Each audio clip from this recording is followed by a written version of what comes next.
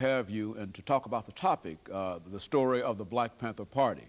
But before, Dr. Farley, we get involved with the Black Panther Party, let's talk about Jonathan Farley and have you to give us some information about your background, your education, and some of the things that were important and eventually leading you to Vanderbilt University and the Department of Mathematics. And then we'll talk about the Black Panther Party. Well, first of all, thank you for inviting me here, but I want to correct something. I'm not a Black Panther, even though I'm dressed in black. Okay. I was born in 1970 in upstate New York, Rochester. And I went to Harvard University, and I graduated from there summa cum laude in 1991 in mathematics. And I hate talking about myself, but I guess that's what I'm here for. That's what. So at that time, I got a Marshall Scholarship to go to Oxford University. And there I also studied mathematics, and I got my doctorate, they call it a DPhil, in 1995. But not, before that, I actually got Oxford's highest mathematics awards, the Senior Mathematical Prize and the Johnson Prize for my research. And not only was it a good honor, they gave me a check for £1,000 too. Okay, so which is a lot of money. Okay, very good. And after that, in 1995, I moved to Berkeley, California, where I was a fellow, a research fellow of the Mathematical Sciences Research Institute. They call it MISERY for the acronym. Okay. And I was there from 95 to 97, and I loved the environment. I did mathematics, but in addition to the mathematics that I did, that's where I first met some of the leaders, the former leaders of the Black Panther Party. David Hilliard, who was the chief of staff, Frederica Newton, who was the widow of one of the co-founders of the party. And I also campaigned to defend affirmative action, fighting Proposition 209, and so on. And this is something which has really motivated me. I love mathematics. I'm really engaged by it, and I happen to be lucky enough to have some facility with it. Last year, I solved a problem that was open for 34 years. It remained unsolved for 34 years. And just this January, I solved another problem which had remained unsolved for 25 years. It was posed by some big shot professor at MIT.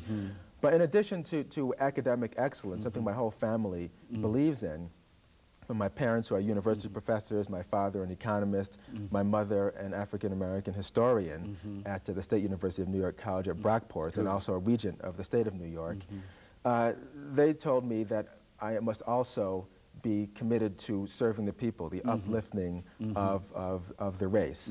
And so in addition to giving talks on how to get straight A's to college students at Berkeley or at Vanderbilt or at Fisk, or giving talks on how to get into a PhD program, I also feel it's important to actually tutor kids, work in the community, all these activities which the Black Panther Party actually symbolized and embodied. That is, in a real sense, the story of the Black. Let's talk about the story. I mean, how would you introduce people who might not be familiar with the Black Panther Party over the next few minutes that we have during this segment? How would you introduce them by telling them in a sort of a brief form the story of the Black Panther Party? Well, the story is an amazing one, but first I have to start by saying that a lot of people have misconceptions about the Black Panther Party. There are many myths surrounding the Black Panther Party. People are scared of them. They think they're associated with violence, radical ideas. In actuality, as I'll get into later, a lot of these stories were really just propaganda designed to discredit the Black Panthers. In reality, the Black Panther Party that we know about started in October 1966 in the city of Oakland, California, by two part-time college students, Bobby Seale and Huey Newton. And they had the daring, the audacity, and the vision to think, we are looking at the conditions, the awful conditions that black people face in this country, and we have the ability to change it just by thinking and by acting. And what they did was, people associate the Black Panthers with guns and violence, but in reality they were just like a civil liberties organization like the ACLU. They started off by monitoring the police to prevent acts of police brutality like we've seen in New York City with the Ghanaian immigrant Diallo. So they would watch the police. They would travel, follow police cars, and whenever they stopped a citizen, the Black Panthers would get out of their cars with their law books and observe the proceedings from a safe distance. And if there are any violations, they made sure to make sure and step in. Now that was a sort of an intimidating factor as far as the police were concerned. Would you say that?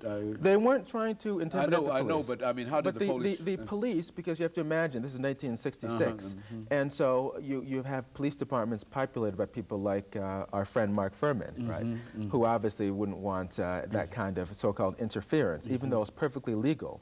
This is a key point that a lot of people miss. The Black Panther Party, I like to say, they broke fewer laws than Martin Luther King, because Huey Newton, he was a self-taught lawyer, he was a genius, and he made sure that everyone read all the law books so that the police actually wouldn't have any excuses to crack down on them.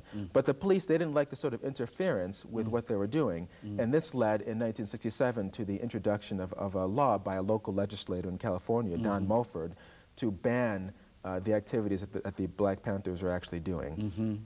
Now, the party was not only connected in California, but in Chicago. There were also branches. Was it a national party, or what's the... It started off just as a local party in Oakland, California, but then on May 2nd, 1967, when this law by Don Mulford was being passed in the legislature, Bobby Seale led a group of 30 Panthers, 6 women and 24 men, to the local legislature to actually protest the passing of this bill. Huey Newton was at home because his mother wanted him to wash her dishes. But then what happened was there are all these television cameras there. Ronald Reagan, the governor of California, he was there. And all this coverage of this group, which had been unknown outside of the San Francisco Bay Area before then, came about. And then after that, in the summer of 1967, all sorts of people were calling in. They wanted to form their own chapters because they saw the good that the party was actually doing. And so that's where you got branches in New York City, in Chicago, in Los Angeles, and all across the country, and indeed international chapters as well.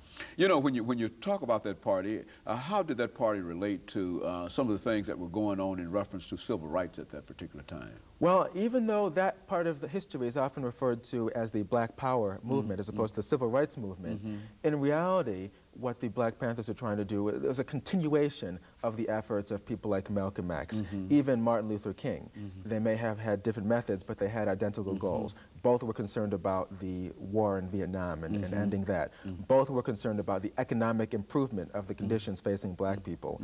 Both were concerned about the violence in American cities. The Black Panthers, contrary to the myth, actually tried to prevent riots because they saw that riots were just an excuse for police who were so minded to actually go in and arrest people, hurt people, shoot people. They actually just wanted Black people to build up their communities rather than tear them down. Now, Bobby Seals, I think we saw him quite recently on another show. What's his position now? Is he still a part of the Panther organization, or is he still active in the organization? Well, officially the Black Panther Party disbanded in 1980, and its heyday was really from 1966 to 1971. That's when Bobby Seale wrote the book Seize the Time, facing numerous trials just for advocating his political beliefs. And what I want to say about the Black Panther Party, as we know it, regardless of what happened later, the Black Panther Party, it was more than just watching the police. It was a service organization for the people. So they had free breakfast for children programs. They had free health clinics. They were the first group, actually, to identify that sickle cell anemia was a problem for people of African descent. And they were the first people to recognize as a major problem. Or projects like Head Start actually got their start from the programs of the Black Panther Party. You talk about Chicago, the Black Panther leader Fred Hampton, 21 years old, actually started the Rainbow Coalition, and Jesse Jackson took the name. But they were interested in uplifting all people, Black people, brown people, yellow people, red people, even white people, and forming a more humane society. And and of course, we've got about 30 seconds here, Dr. Farley, before we have our first commercial break today. But essentially, that's the information we wanted in reference to this party. And you would date it from the 1960s down through the 1980s and say that for the most part, there are no real active chapters of that organization today? No, there are not. Although there are the new Black Panthers, but they're different. So in a real sense, we're really talking about an item that is already set in history in a real sense. Is that what we're saying? Yes. And we'll be back with our audience after this first commercial break.